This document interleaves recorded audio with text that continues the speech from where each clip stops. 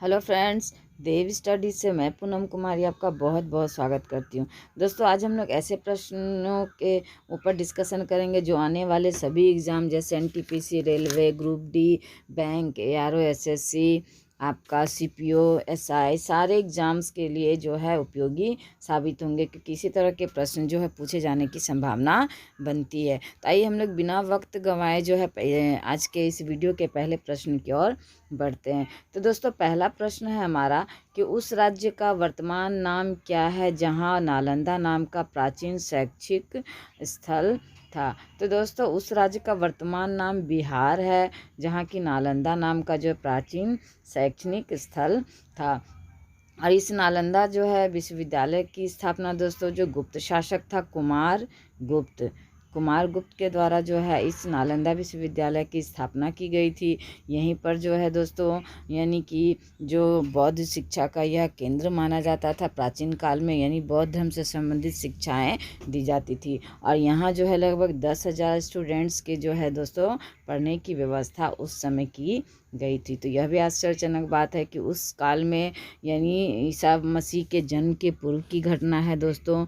यह घटना आपका 415 से 454 ईस्वी के मध्य की है, यानी ईसा मसीह के जन्म के पूर्व के। और उस समय जो है 10,000 जो है स्टूडेंट्स के, यानी छात्रों के अध्ययन की व्यवस्था वहाँ पर की गई थी। तो यह बहुत आश्चर्य की बात है दोस्तों।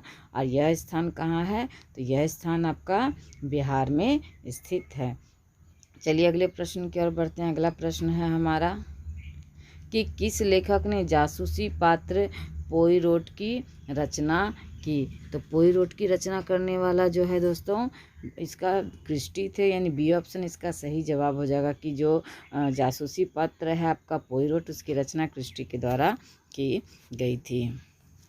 अगला जो प्रश्न है दोस्तों वह है हमारा कि योजना अवकाश किसके बाद घोषित किया गया था। तो दोस्तों, योजना अवकाश जो है तृतीय पंचवर्षीय योजना के पश्चात जो है घोषित की गई थी, क्योंकि तृतीय पंचवर्षीय योजना जो है क्या हुई थी दोस्तों, असफल रही थी। तो तृतीय पंचवर्षीय योजना के पश्चात क्या हुआ था, यानी कि अप्रैल 1966 से जो है 31 मार्च 1969 तक जो, यानी लगभग 3 साल जो है आपका योजना अवकाश घोषित किया गया था। यानी इस 3 साल के मध्य जो है कोई भी योजना नहीं लागू की गई थी। तो यह तृतीय पंचवर्षीय योजना के बाद की यह घटना है।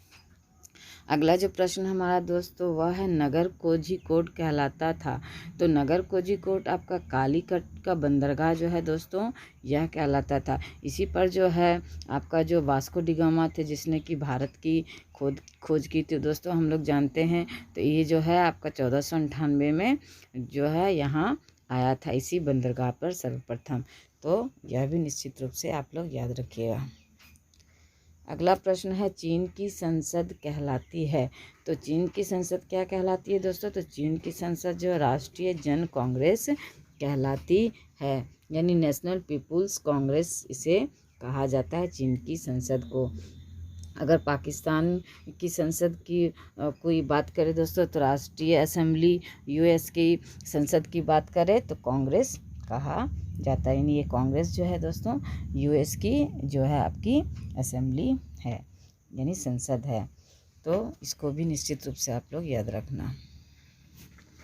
अगला प्रश्न है हमारा कि इस वर्ष प्रथम व्यक्ति अंतरिक्ष में गया था। तो 1961 में जो है प्रथम व्यक्ति जो है अंतरिक्ष में गया था। तो सी ऑप्शन इसका सही जवाब हो जाएगा। अगला प्रश्न है कि इस राष्ट्र का राष्ट्रीय प्रतीक सिंह नहीं है।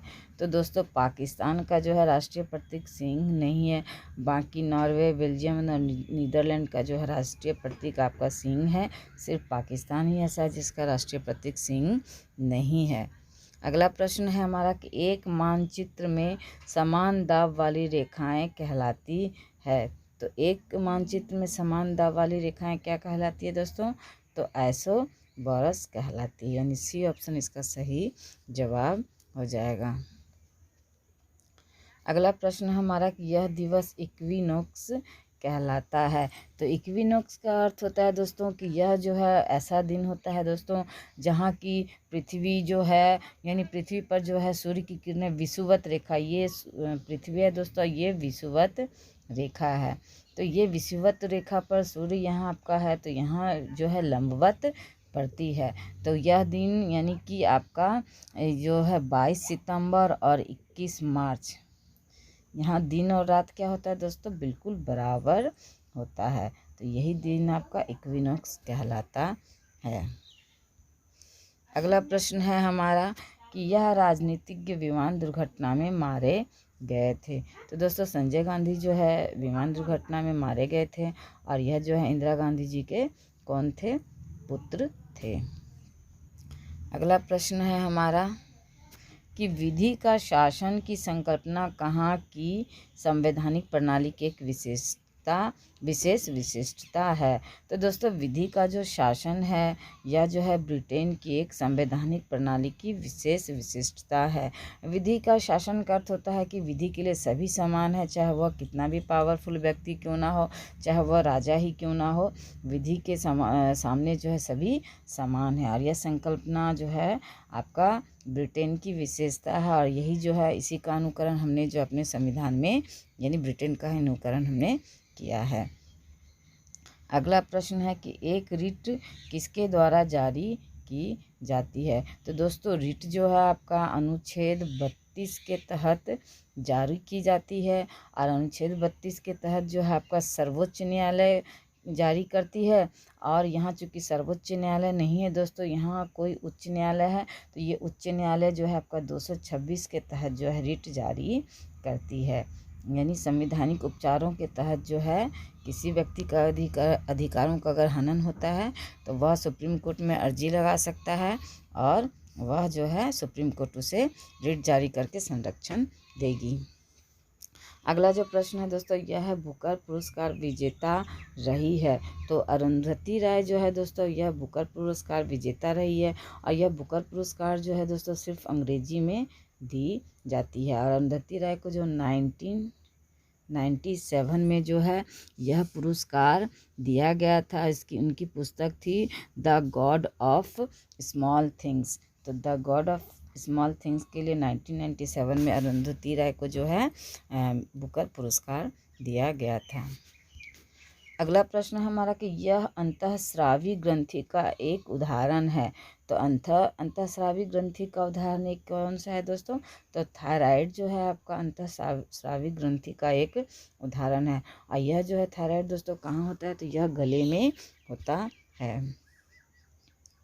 अगला प्रश्न है हमारा दोस्तों कि पंडित नेहरू इस समय तक प्रधानमंत्री थे। तो पंडित नेहरू जो है दोस्तों भारत के प्रथम प्रधानमंत्री थे, हम लोग जानते थे। और उन्होंने अपने जीवन के अंतिम क्षणों तक अर्थात 27 मई 1964 तक जो है वह भारत के प्रधानमंत्री के पद पर बने रहे। इनकी मृत्यु के बाद जो है दोस्तों गुलजारी लाल नंदा कार्यवाहक प्रधानमंत्री बने थे। उसके बाद इंदिरा जी प्रधानमंत्री बनी। आप सबको पता होगा ये चीज़। चलिए अगला प्रश्न की ओर हम लोग बढ़ते हैं कि भारत का राष्ट्रीय पुष्प है।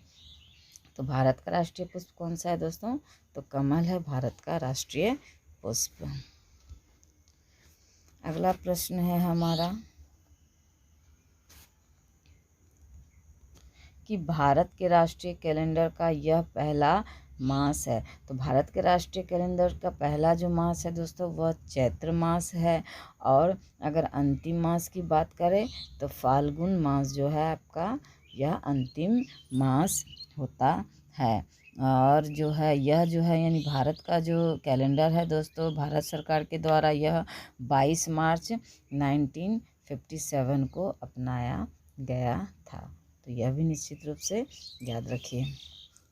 अगला प्रश्न है हमारा कि 5 सितंबर इस कारण मनाया जाता है क्योंकि यह इनका जन्म दिवस था। तो सबको पता होगा दोस्तों राधा कृष्णन जी का जन्मदिन जो है 5 सितंबर शिक्षक दिवस के रूप में मनाया जाता है। यह एक शिक्षक भी थे, और यह जो है आपका यानी एक शिक्षक, समाज सुधारक, दार्शनिक और विद्वान भी थे। और ये भारत के जो है प्रथम उपराष्ट्रपति और द्वितीय जो है आपके राष्ट्रपति थे। तो ये भी निश्चित रूप से आप लोग याद रखिए। इन्हीं के जन्मदिन पर क्या होता है, भारत में शिक्षक दिवस मनाया जाता है आपका 5 सितंबर को। अगला प्रश्न है कि राष्ट्रीय गीत इस उपन्यास से लिया गया है। तो दोस्तों राष्ट्रीय गीत जो है आनंदमठ से लिया गया है। और यह जो है हमारा राष्ट्रीय गीत जो है वंदे मातरम है दोस्तों, जिसकी रचना बंकिम चंद्र चटर्जी के द्वारा की गई और यह आनंद मठ से लिया गया। इस गीत में दोस्तों यह गीत जो है 5 पंक्ति में जो है अंकित है, किंतु इसकी प्रथम पंक्ति को है जो राष्ट्रीय गीत के रूप में जो है मान्यता मिली है या अपनाया गया है। तो इसको भी निश्चित रूप से याद रखिए। अगला प्रश्न हमारा, किस पुस्तक पर आधारित यूट्यूब वीडियो बहुत लोकप्रिय था? तो इसका सही जवाब हो जाएगा दोस्तों लास्ट लेक्चर जो है इस पर आधारित जो यूट्यूब वीडियो आपका बहुत लोकप्रिय था। अगला प्रश्न है कि भारत में संघ शासित प्रदेशों की संख्या है। तो दोस्तों भारत में संघ शासित प्रदेशों की संख्या की अगर बात करें तो हम लोग धारा 370 हटने के पहले यह जो है 7 थी, लेकिन हम लोग अभी जानते हैं कि धारा 370 हट चुकी है जम्मू कश्मीर से। तो अब जो है केंद्र शासित प्रदेशों की संख्या 29 हो गई है, क्योंकि पहले जो है 29 राज्य और 7 केंद्र शासित प्रदेश थे। अब राज्य एक घट गया है, 28 राज्य और 9 केंद्र शासित प्रदेश हो गए। तो इसका आंसर आपका अभी के अकॉर्डिंग हो जाएगा दोस्तों 9 केंद्र शासित प्रदेश, यानी डी ऑप्शन इसका सही जवाब हो जाएगा। अगला प्रश्न है हमारा कि आमतौर पर सिद्धांत और व्यवहार के बीच जो है कहाँ पर बड़ा अंतर देखा जाता है? तो दोस्तों आमतौर पर सिद्धांत और व्यवहार के बीच जो है बड़ा अंतर देखा जाता है आपका सरकार के यानी संसदीय रूप जो होता है सरकार का, उसमें जो है व्यवहार और सिद्धांत में जो है काफ़ी बड़ा अंतर देखा जाता है। क्योंकि हम लोग संसदीय शासन प्रणाली में देखते हैं दोस्तों कि कार्यपालिका का जो हेड होता है वह जो है आपका राष्ट्रपति होता है, यानी राष्ट्र का प्रथम व्यक्ति होता है कार्यपालिका का हेड। किंतु राष्ट्रपति जो है नाम मात्र का प्रधान होता है, कहने को तो उसके पास बहुत सी शक्तियां होती है, किंतु वास्तव में जो है शक्तियों का उपयोग जो है आपका, लेकिन अगर शक्तियों की बात करें दोस्तों तो शक्तियों के उपभोग के मामले में जो है प्रधानमंत्री यानी हमारे मंत्रिपरिषद का जो हेड होता है वह वास्तव में शक्तियों का उपभोग करता है। किंतु संविधान में सर्वोच्च स्थान राष्ट्रपति को दिया गया, किंतु शक्तियों के उपयोग में आपको कौन हेड है? तो दोस्तों प्रधानमंत्री। तो यह व्यवस्था कहाँ है? सरकार की संसदीय व्यवस्था में। तो इंग्लैंड में भी यह व्यवस्था है और इंग्लैंड से ही अनुकरण किया गया हमारे भारत में इस व्यवस्था का। अगला प्रश्न है हमारा दोस्तों कि आपका सतपुरा पर्वत श्रृंखला ताप्ती तथा इस नदी के बीच स्थित है। तो सतपुरा जो है आपका पर्वत श्रृंखला कहाँ किस नदी के बीच स्थित है दोस्तों? तो नर्मदा नदी यानी सतपुरा पर्वत श्रृंखला ताप्ती और नर्मदा नदी के बीच स्थित है आपका, यानी ए ऑप्शन इसका सही जवाब हो जाएगा। अगला प्रश्न है हमारा कि माउंट एवरेस्ट की ऊंचाई है लगभग।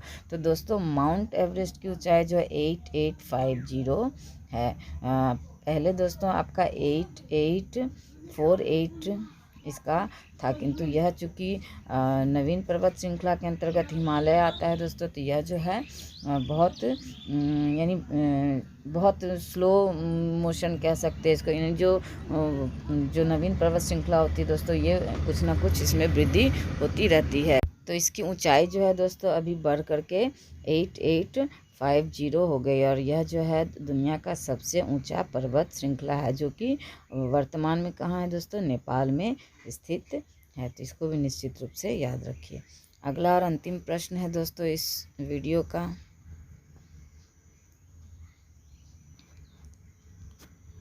कि भारतीय महानियंत्रक और महालेखा परीक्षक किसके लिए एक मित्र, दार्शनिक और मार्गदर्शक के रूप में कार्य करता है? तो भारतीय नियंत्रक एवं महालेखा परीक्षक लोक लेखा समिति के लिए जो है दोस्तों एक परीक्षक और दार्शनिक मित्र और मार्गदर्शक के रूप में कार्य करता है। और ये जो है महानियंत्रक और महालेखक परीक्षा यानी महालेखा परीक्षक की जो है यानी इसका जो जिक्र है दोस्तों संविधान के अनुच्छेद 148 में किया गया, यानी उसके नियुक्ति की व्यवस्था 148वें संविधान के अनुच्छेद में किया गया है। तो दोस्तों ये थे 25 महत्वपूर्ण प्रश्न जो आने वाले किसी भी एग्ज़ाम के दृष्टिकोण से बहुत महत्वपूर्ण है।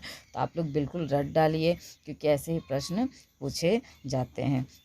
तो अगर आपको प्रश्न अच्छे लगे तो मेरे वीडियो को लाइक भी कीजिए, अपने दोस्तों को शेयर भी कीजिए, ताकि वह भी इसका लाभ उठा सके। और अब तक अगर मेरे चैनल को सब्सक्राइब नहीं किए हैं तो इस चैनल को सब्सक्राइब भी ज़रूर कीजिए। तो धन्यवाद दोस्तों।